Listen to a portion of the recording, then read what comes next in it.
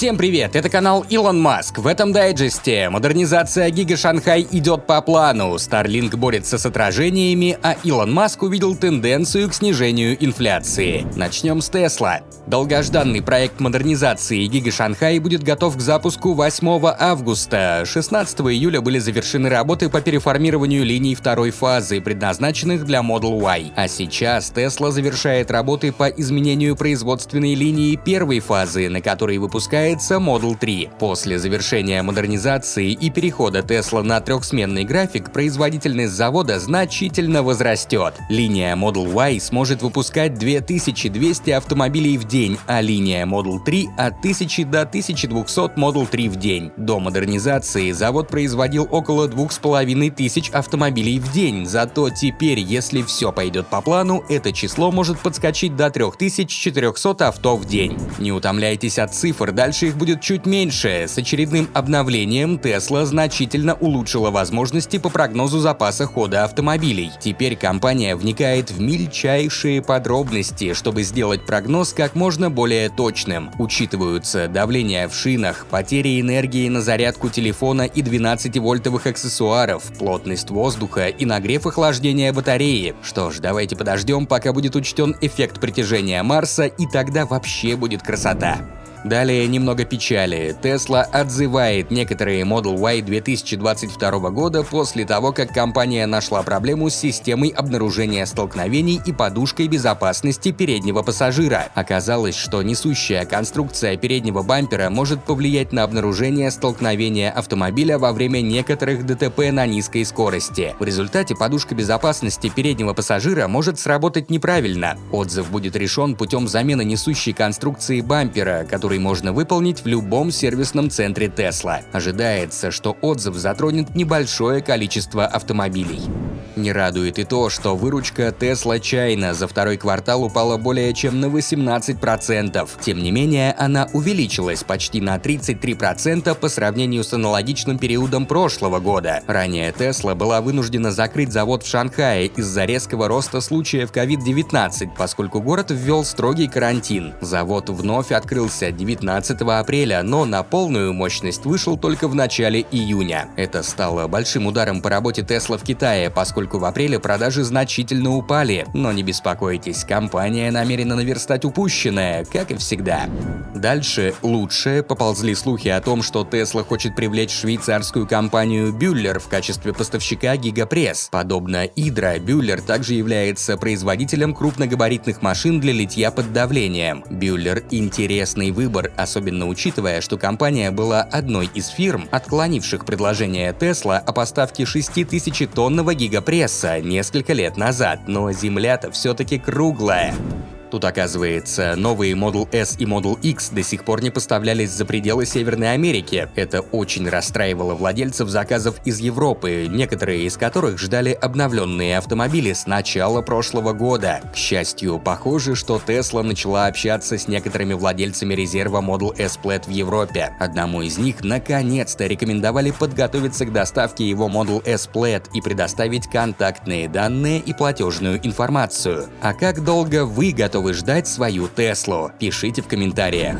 Сотрудники Giga Berlin не ждут свои Теслы, они их делают. Завод начал работать в 2 смены с целью выпуска 1500 Model Y в неделю. Производство будет стремительно увеличиваться, по крайней мере до тех пор, пока Tesla Germany не сможет производить 3000 авто в неделю. Эта цель намечена на октябрь. В прошлом месяце Илон Маск упомянул, что Giga Berlin уже может производить 1000 единиц Model Y в неделю. А недавно старший вице-президент Tesla по силовым агрегатам и энергетике отметил, что к концу года производство Giga Berlin может достичь 5000 авто в неделю.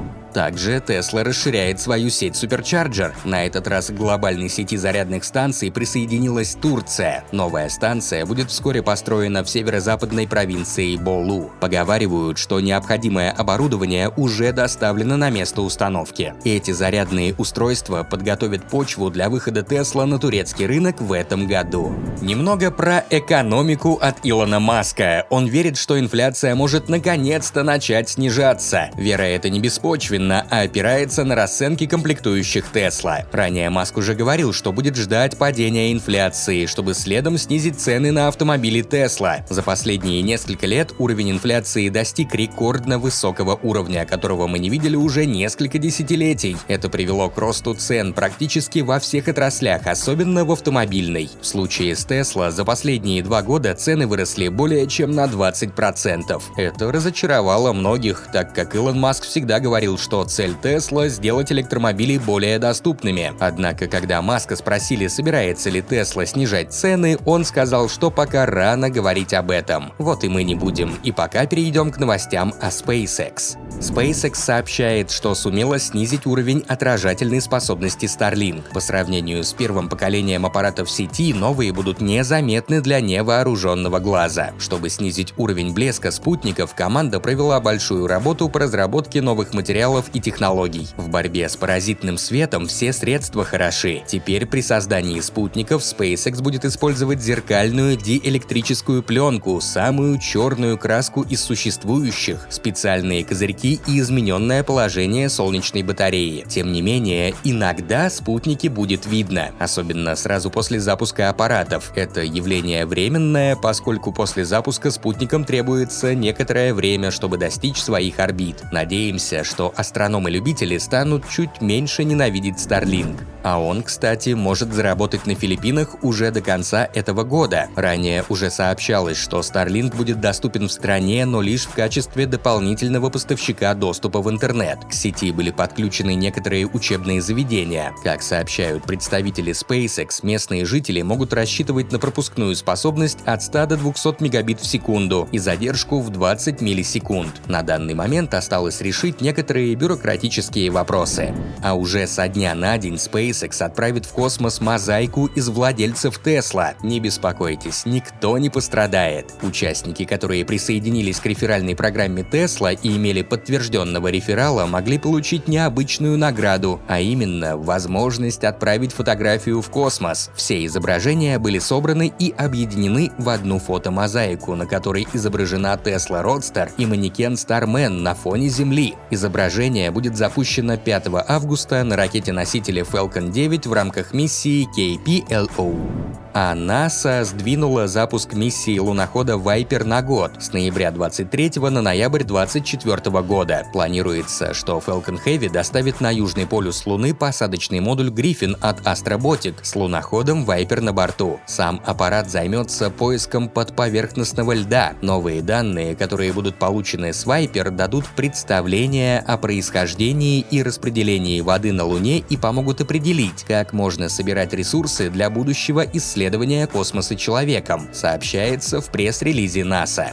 Ну и в конце про того самого человека-исследователя космоса, про Илона Маска. Илон не сидит на месте и успел в пятницу подать встречный иск против Twitter. Иск был подан через несколько часов после того, как канцлер канцелярского суда штата Делавэр Кейтлин МакКормик назначила судебное заседание по делу Twitter на 17 октября. Напомним, что Илон отказался покупать социальную сеть, так как не верит в 5% уровень спам-ботов на платформе. Да и никто не верит, чё уж там. Не забудьте поставить лайк этому видео, посмотреть наш перевод интервью Илона Маска на Катарском экономическом форуме, а также приготовиться к просмотру следующих видео. Скоро увидимся. Пока.